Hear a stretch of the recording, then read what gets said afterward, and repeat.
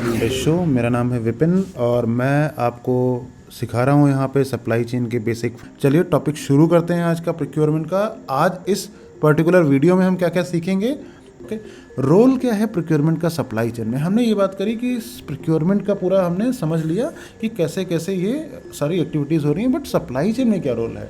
तो अगर आपको याद हो मेरा प्रीवियस वीडियो जहाँ पे हमने सप्लाई चेन के बारे में बात करी थी, तो उसमें हमने बात करी थी कि एक एग्जांपल लिया था कि जब आप पिज़्ज़ा खाना चाह रहे हो तो आप क्या करते हो, रियल लाइफ सिनेरियो में आप तो मोबाइल निकालते हो और एक ऑर्डर प्लेस करते हो। ठीक है, इस जर्नी में पूरी आपने देखा कि कैसे पूरा सप्लाई चेन वर्क कर रहा था, एंटायर सप्लाई चेन जर्नी चल रही थी। ठीक है, प्रोक्योरमेंट का इसमें कहीं इन्वॉल्वमेंट नहीं दिखा। राइट, प्रोक्योरमेंट का इन्वॉल्वमेंट अगर आपको मैं समझाऊं तो इसमें देखो, आप ऐसे मान लो कि there are two activities in the entire supply chain. One is the front door and one is the back door. Front door जो कि आपको दिखता है एज अ कंज्यूमर, ठीक है।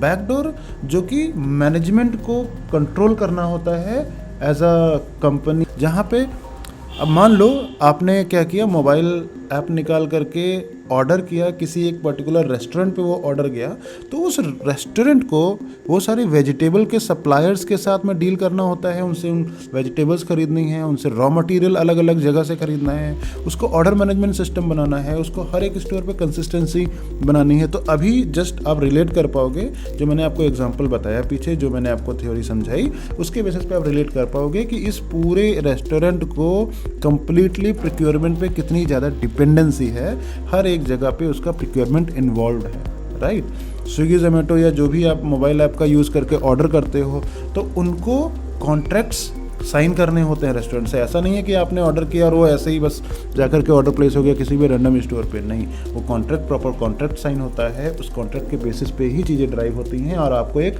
बेस्ट वैल्यू प्रोडक्ट मिलता है। आपको लाइव अवेलेबिलिटी, ऑर्डर मैनेजमेंट उस सॉफ्टवेयर का भी तो होता है। आपको जो डिलीवरी करने के लिए लड़के आते हैं, जो डिलीवरी बॉयज़ आते हैं, जो स्माइलिंग फेसेस आते हैं, उनको भी किसी कंपनी ने जॉब पे रखा है और उनको भी as a service in Swiggy Zomato या फिर जितने भी मोबाइल ऐप्स हैं उन्होंने हायर किया हुआ है। तो वहाँ पे भी कॉन्ट्रैक्ट मैनेजमेंट प्रोक्योरमेंट की बात आती है। जैसे कि हमने बताया, हम प्रोक्योरमेंट सिर्फ मटेरियल नहीं करते हैं, हम प्रोक्योर सर्विसेज भी करते हैं। राइट, आई होप थोड़ा सा आपको क्लैरिटी मिली होगी प्रोक्योरमेंट के बारे में। अब प्रोक्योरमेंट में जो भी जॉब रोल्स होते हैं या फिर जो भी पोजीशंस होती हैं, उनके बारे में एक डिस्कशन कर लेते हैं छोटा सा। अब इसमें अगर आप देखोगे ना, जो भी प्रोक्योरमेंट के लिए आपके पास जॉब रोल्स डिफाइन होती हैं, उसमें आपको प्रोक्योरमेंट ऑफिसर बोला जाएगा या फिर प्रोफेशनल बोला जाएगा या फिर बायर और सप्लाई मैनेजर, इस टाइप के आपको जॉब रोल्स ऑफर होती हैं मार्केट में। बट ये जो मैंने जॉब रोल्स बताई, ये हैं थोड़ा सा मिड लेवल या अपर मिड लेवल के लोगों के लिए, जिनको 3-4 साल 5 साल का एक्सपीरियंस हो चुका होता है। राइट, अभी इसको ना ऐसा नहीं है कि सिर्फ इंडिया में ही हम बात कर रहे हैं प्रोक्योरमेंट की। जो भी कॉन्सेप्ट्स हमने सीखे हैं, दीज आर अप्लीकेबल ग्लोबली। आप ग्लोबली किसी भी पोजीशन पे हो, कहीं भी हो, आप अप्लाई कर सकते हो और आपको डेफिनेटली उसमें सक्सेस मिलेगी as a procurement officer. US federal acquisition regulation जो है वो भी इस प्रोक्योरमेंट की जॉब को कॉन्ट्रैक्टिंग ऑफिसर्स की तरह डिफाइन करते हैं। अब स्टाफ मैनेजर पोजीशन में बहुत सारी अलग अलग पोजीशंस हैं, बट उसमें मैं बात करना चाहूँगा स्पेशली परचेजिंग मैनेजर या प्रोक्योरमेंट मैनेजर्स की, जो कि मैंने बताया 3-4 साल के बाद आप उस पोजीशन पे पहुंच जाते हो। उनका मेन काम क्या होता है वो समझते हैं।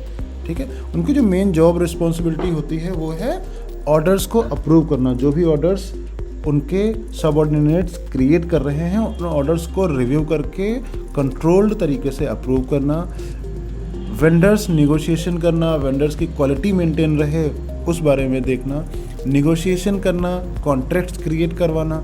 निगोशिएशन हो सकता है आप एज अ मैनेजर डायरेक्ट नहीं करोगे, बट एज अ फ्रेशर अगर आप जॉब कर रहे हो तो आपको इनिशियली इसी काम पे लगाया जाएगा कि भैया ये मटेरियल है, ये 4 सप्लायर के साथ में आरएफक्यू फ्लोट कर दो, आरएफक्यू फ्लोट करके बिडिंग करके कोटेशन ले आओ, कोटेशन करके निगोशिएट कर लो, निगोशिएट करके बेस्ट काउंटर ऑफर दो, काउंटर ऑफर करके जो भी बेस्ट सप्लायर मान रहा है L1 L2 L3 कंपेरिजन बना करके उस आरएफक्यू का अप्रूवल लो और कॉन्ट्रैक्ट साइन करो।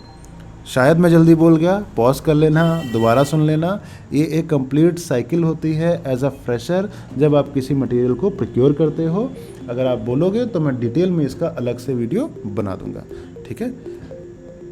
जितने भी स्पेसिफिकेशन, रॉ मटेरियल, कंपोनेंट्स हैं, इन सबको एक जगह कोलेट करके इसका एक मास्टर क्रिएट किया जाता है, so that bar bar back and fourth आपको प्रोडक्शन टीम के पास में या फिर डिज़ाइन टीम के पास में या मार्केट टीम के पास में ना जाना पड़े। इस तरीके की अलग अलग एक्टिविटीज़ होती हैं। फोरकास्टिंग होती है अपकमिंग डिमांड की, जैसे कि मैंने बताया कि मटेरियल ख़त्म हो रहा है तो आपको रॉ मटेरियल मंगाना है, या फिर आप फिनिश्ड गुड्स इंडस्ट्री में हो जहाँ पे आप मटेरियल सेल कर रहे हो, उसके आप फैक्ट्री को बोलते हो कि आप मुझे फिनिश्ड गुड्स ला करके दो क्योंकि मेरे इस स्टोर पे ये मटेरियल ख़त्म हो रहा है। जैसे कि आप लेट्स से एफएमसीजी इंडस्ट्री में हो और आपके पास 10 स्टोर हैं, 10 स्टोर्स पे आपको अलग अलग कंपनी का माल बेचना है और आपका काम ये है कि जैसे ही एक मिनिमम ऑर्डर लेवल पे जाता है स्टॉक, आप इमीडिएटली उस स्टॉक को सप्लाई करने वाले सप्लायर से कांटेक्ट करके बोलते हो कि इस पर्टिकुलर स्टोर पे मुझे कुछ सप्लाई भिजवा दो, सो दैट मेरा जो सेल है वो ना रुकने पाए। इस टाइप की अलग अलग एक्टिविटीज़ होती हैं। प्रोक्योरमेंट स्टाफ को ट्रेनिंग देना, एजेंट्स को ट्रेनिंग देना, कनेक्ट करना, अपने कंप्लाइंसेस को मेंटेन करना, ये सब कुछ प्रोक्योरमेंट के अंदर में आता है, ठीक है।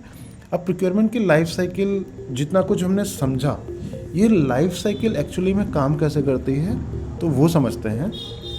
अब ये एक सर्कल दिख रहा होगा कॉम्प्लेक्स सा, इतना डरना नहीं है, कुछ भी इतना कॉम्प्लिकेटेड नहीं है, बहुत सिंपल चीज़ है। 3 स्टेप में बात करेंगे प्रोक्योरमेंट की, ऑर्डरिंग, एनालिसिस एंड सोर्सिंग, ठीक है। सिंपल। सोर्सिंग क्या होती है? सोर्सिंग में हम आइडेंटिफाई करते हैं सप्लायर्स को सप्लायर मैनेजमेंट के थ्रू, और हम अपनी जो भी रिक्वायरमेंट हमारे पास आई है उसके अगेंस्ट में RFQ कोटेशंस फ्लोट करते हैं, और ये सब करने के बाद में निगोशिएशन करते हैं। निगोशिएशन करने के बाद जो भी फाइनल आउटकम आता है उसको स्टोर करके as a contract, as a catalogue अपने पास रख लेते हैं ताकि प्राइस हम वहाँ से रेफर कर सकें, ठीक है। As simple as that. Ordering का पार्ट क्या है? जो भी मार्केट से आपके पास, आपने एक बार प्राइस वगैरह निगोशिएट करके रख लिया, मार्केट से रिक्वायरमेंट आई, आते ही आपने उन सप्लायर को परचेज ऑर्डर इशू कर दिया कि भैया ये मटेरियल हमारी तुम्हारी डील हुई थी, इतने रुपए में आप सप्लाई करोगे, अब मेरे को इतना मटेरियल सप्लाई करके दो। ये हो गया ऑर्डरिंग का पार्ट। ऑर्डरिंग के में इन्वॉल्व होता है परचेज ऑर्डर इशू करने से लेके उसको रिसीव करना मटेरियल को अपने वेयर हाउस पे, रिसीव करने के बाद उसकी क्वालिटी चेक करके, उसका GRN करके, उसके अगेंस्ट में जो भी इनवॉइस का पेमेंट है वो पेमेंट कराना। That is called P2P, okay. P2P model procurement most of the companies follow करती हैं। इसके बारे में भी हम आगे बात करेंगे डिटेल में।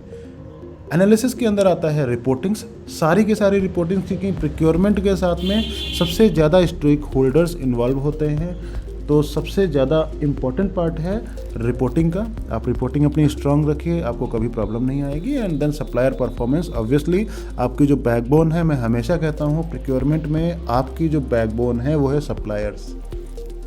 अगर आपके सप्लायर अच्छे नहीं हैं आपके पास, then you can not survive. This is as good as example कि आप कितनी भी बड़ी कंपनी, कितना भी बड़ा आइडिया लेके आ जाओ, बट अगर आपके पास एम्प्लॉयज़ अच्छे नहीं हैं तो your company, your idea can not survive.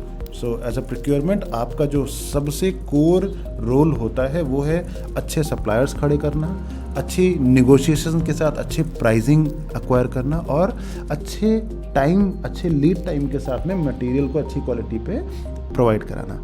So this is all about procurement. इसका सिंप्लीफाइड वर्जन दिखा देता हूँ। P2P मैंने जस्ट अभी बताया, सिंपल है, रिक्वेस्ट किया, सोर्स किया, रिसीव किया, प्रोसेस किया और पे किया।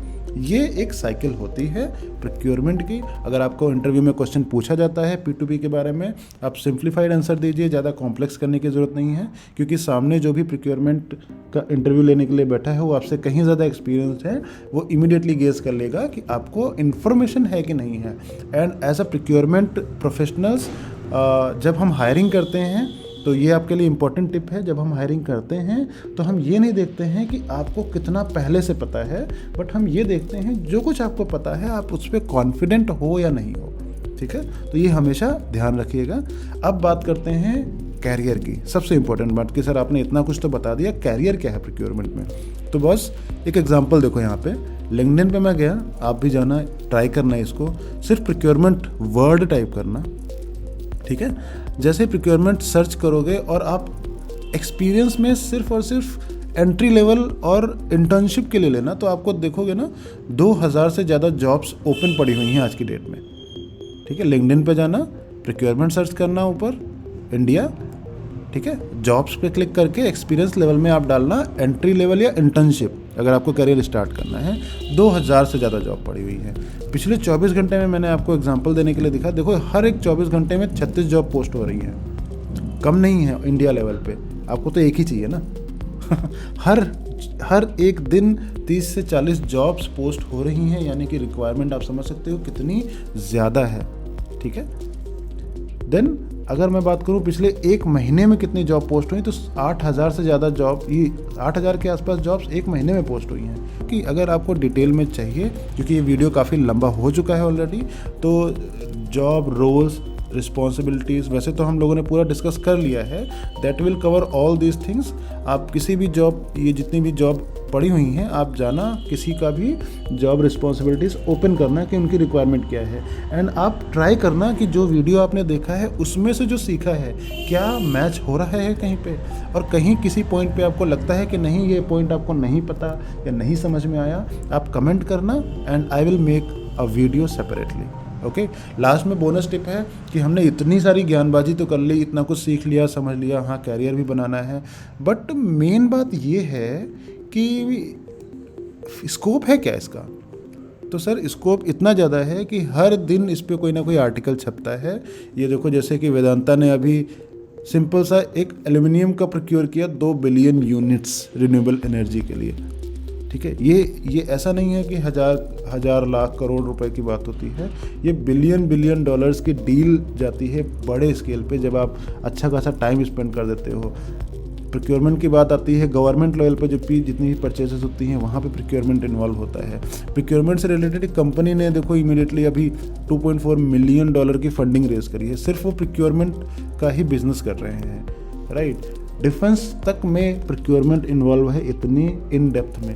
तो अब देखना, न्यूज़ आर्टिकल्स पढ़ना, अलग अलग न्यूज़ आर्टिकल्स पढ़ोगे, आपको नॉलेज होगा उसका।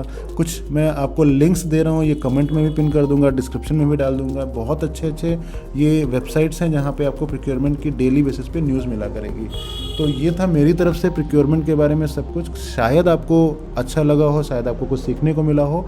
सीखते रहिए, okay, and see you on the next video. Till then, God bless you all.